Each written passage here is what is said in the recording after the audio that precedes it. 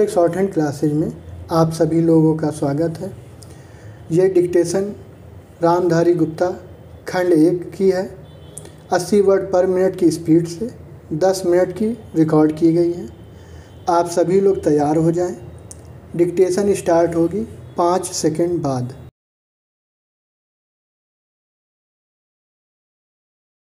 उपाध्यक्ष महोदय, वित्त मंत्री को देश की आर्थिक स्थिति और निर्धनता के संबंध में जितनी जानकारी प्राप्त होती है उतनी किसी अन्य मंत्री को संभव नहीं होती। बजट बनाते समय वैसे तो बजट में आय व्यय का ब्यौरा होता ही है, लेकिन मूल रूप में देश की आर्थिक नीतियों में किस प्रकार का परिवर्तन हो तथा किस मार्ग पर वह देश को चलाना चाहते हैं, सरकार का लक्ष्य क्या है, इन सब नीतियों का बजट में विवरण होता है। हमारे वित्त मंत्री चाहे जिस पद पर भी रहे हों, चाहे वे मुख्यमंत्री रहे हों या केंद्रीय सरकार में रहे हों, उन्होंने शानदार काम किया। जिस समय उन्होंने बजट प्रस्तुत किया उस समय देश को और विशेष रूप से गरीबों को उनसे बहुत सी आशाएं थीं। देश में लगभग 6 लाख गांव हैं। उनमें जो बेरोजगारी है, गरीबी है, उसके संबंध में देश की जनता को उनसे बड़ी आशाएं थीं और जनता देखना चाहती थी कि इस अवसर पर सरकारी नीतियों के द्वारा देश को वे क्या मार्गदर्शन देना चाहते हैं। पैरा, इस दृष्टि से 3 महत्वपूर्ण बातें इस समय देश के सामने थीं। देश का आर्थिक विकास तेजी से हो, अधिक लोगों को काम मिल सके और मूल्यों में स्थिरता आए।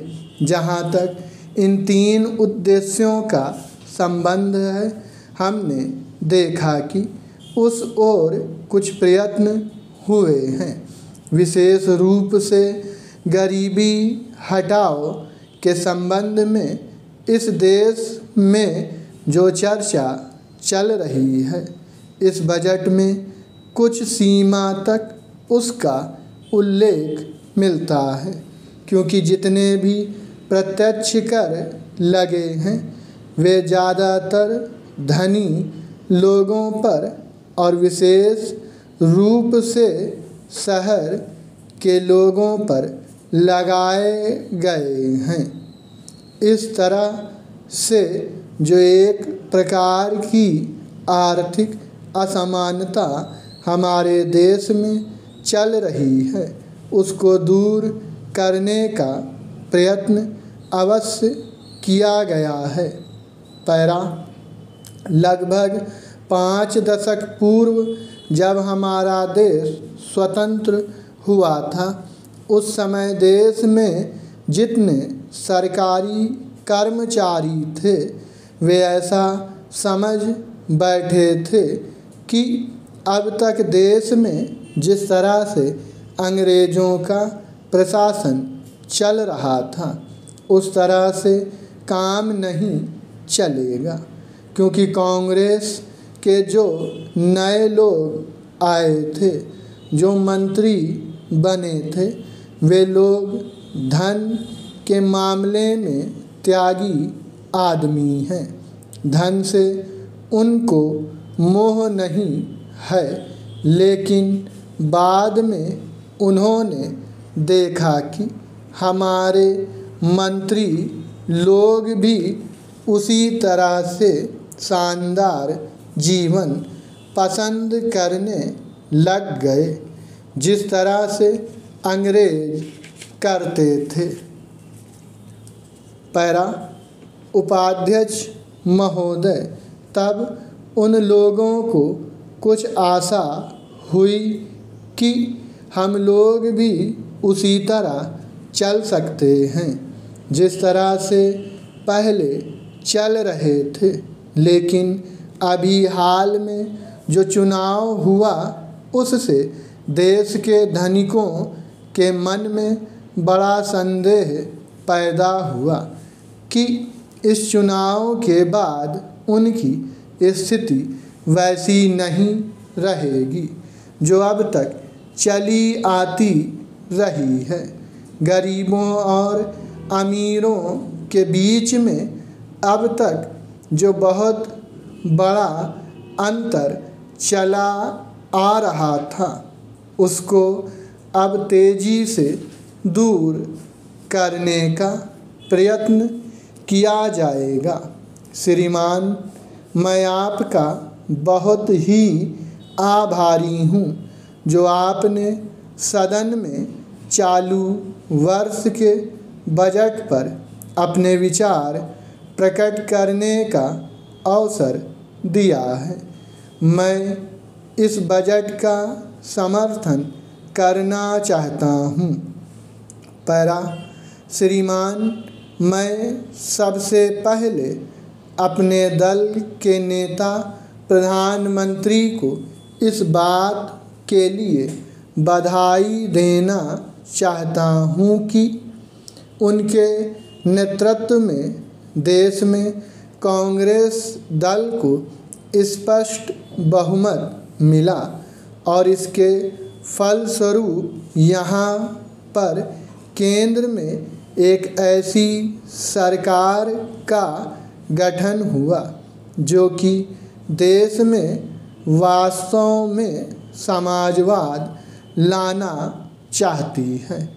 मैं वित्त मंत्री जी को इस बात के लिए बधाई देना चाहता हूँ कि लोकसभा के मध्यावधि चुनाव में जनता द्वारा कांग्रेस दल को जो आदेश दिया गया था उन्हें स्मरण है। वह तन मन धन से उसका पालन करना चाहते हैं। वह आदेश था देश में सामाजिक और आर्थिक विषमता दूर करने का, देश से गरीबी, बेकारी और बेरोजगारी को हटाने का और देश के जो पिछड़े हुए हिस्से हैं उनका पूरा विकास करने का। साथ ही साथ इस बात का भी आदेश था कि देश के अंदर इस प्रकार की सामाजिक और आर्थिक व्यवस्था पैदा की जाए जिसके अंतर्गत जनता शोषण से मुक्त हो सके। श्रीमान, यह ठीक है कि देश में कृषि के क्षेत्र में उत्पादन में वृद्धि हुई है, परंतु इसके साथ ही साथ यह भी दृष्टि में रखना चाहिए कि लागत में भी पूरी वृद्धि हुई है। इसके लिए आवश्यक है कि सिंचाई के साधन बढ़ाए जाएं और अधिक उन्नत बीजों का प्रयोग किया जाए। आज कृषकों को कृषि के यंत्र मिलने में बहुत कठिनाई हो रही है। जैसे छोटे छोटे ट्रैक्टरों का देश में बड़ा अभाव है। उनके बनाने के लिए शीघ्र नए कारखाने खोले जाएं, जिससे कृषकों को जल्द से जल्द ट्रैक्टर मिल सकें। देश तभी प्रगति करेगा, हमारा ऐसा विश्वास है। स्टॉप।